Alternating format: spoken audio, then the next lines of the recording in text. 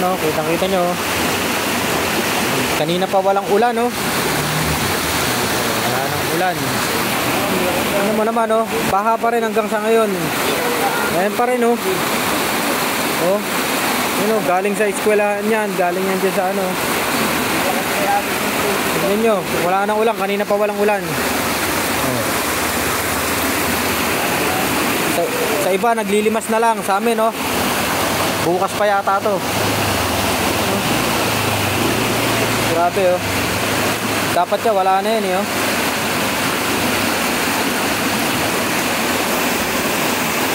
Dito sa amin pinadaan yung tubig. Grabe,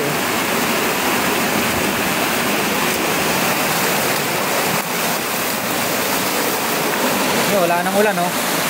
Kanina pa walang ulan, tingnan mo. Yan, kagagawa ng ano. Ano, tingnan mo. Hanggang ngayon, yan, kalagayan ng aming ano. Yan. Kalagayan ng aming lugar. Yan. Sa mga sablay gumawa.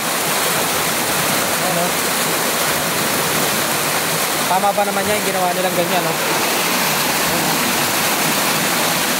Wala nang ulan, no? Wala nang ulan. Grabe.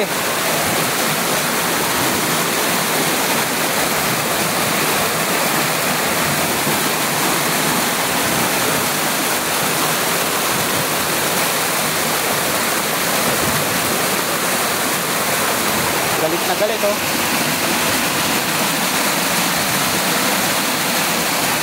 Dito kasi pinadaan yung mga tubig dun sa ginawang eskwelahan dito sa Ginayang. Dito nila pinadaan. Dito nila inano yung drainage. Dito nila pinadaan yung tubig. Pati dyan sa bukid, dito na rin. Sa Tambakal yata, dito na rin yata. Dapat solusyonan nila to, eh. Ano? Grabe.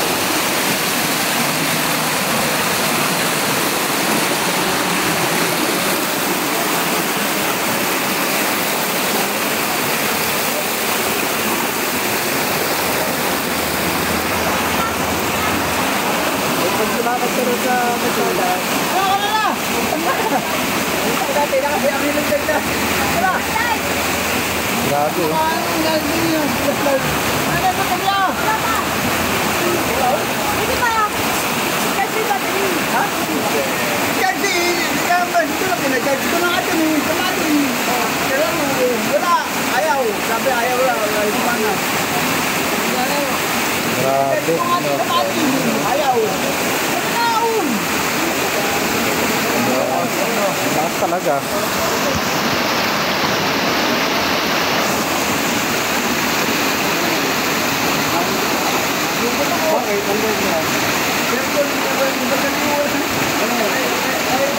Wala nang ulan, no?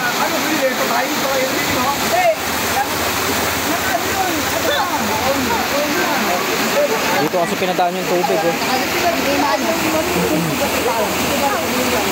Ito ka.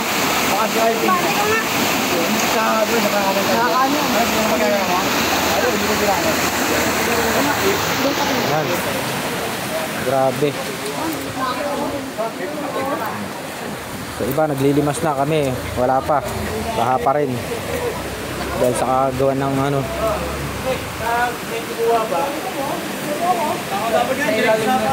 Yan, kayo na maghumusga dyan sa pangyayaring yan.